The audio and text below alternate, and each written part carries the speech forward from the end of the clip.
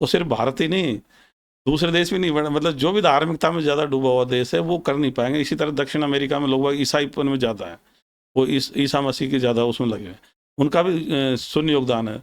ये तो यूरोप वाले देश मतलब बाइबल को छोड़ के आगे बढ़े, अमेरिका वाले आगे बढ़े, चीन वगैरह वाले पहले से भी मतलब ज़्यादा धार्मिक थे नहीं, वहाँ बहुत धर्मी 15-1% था, वो उसको भी उन्होंने छोड़ दिया, और इस्लाम वगैरह को भी खत्म कर रहे हैं, कह रहे जरूरत नहीं है।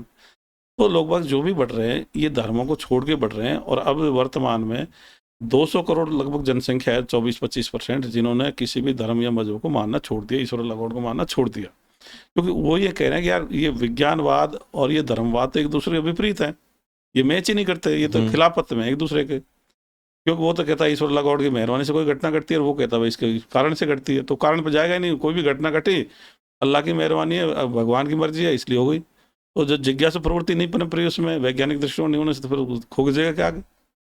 सर फिर तो हमारे यहाँ पे वोट बैंक खत्म हो जाएगा ना, अगर आप लिस्ट हटा दें। नहीं, इस पे ही वोट होगी आगे, आगे चल के मुझे पूरा विश्वास है सारी राजनीतिक पार्टियां इसी पर आएंगी, भाई देश में विज्ञानवाद मैं पहले लाऊंगा, वो कहेगा मैं पहले लाऊंगा, और वैज्ञानिक दृष्टिकोण की भी वो बात करेंगे। और अब देखना आप कुछ ही दिनों में, कुछ ही मतलब 1 साल 6 महीने में सब ये कहेंगे भाई वैज्ञानिक दृष्टिकोण का मूल अधिकार बनाएंगे।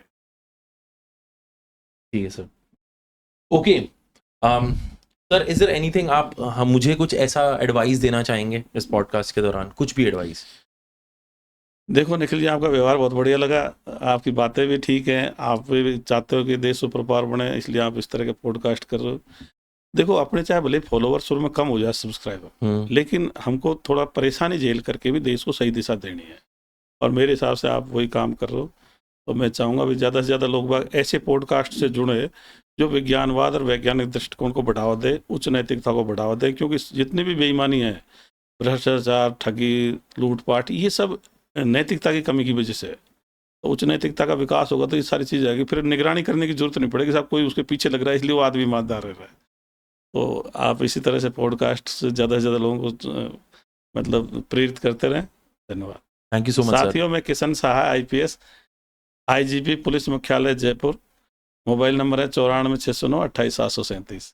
आप अपना मोबाइल नंबर क्यों बताते हैं?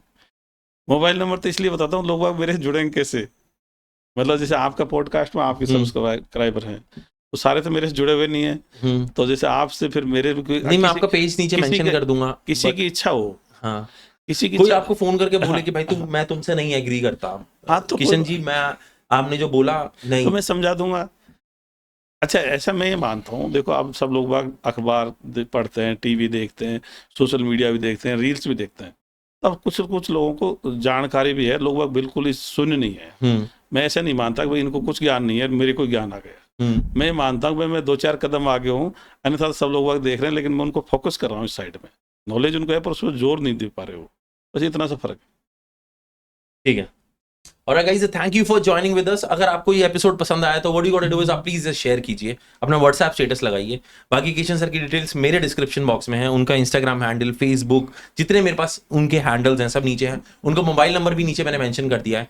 अगर आपको उनको कुछ कॉन्टैक्ट करना है, you know what to do, please बाकी चीजें शेयर करते रहिए। थैंक यू सभी को, नमस्कार, धन्यवाद। Thank you so much sir, thank you so much, आप जुड़े सर, थैंक यू।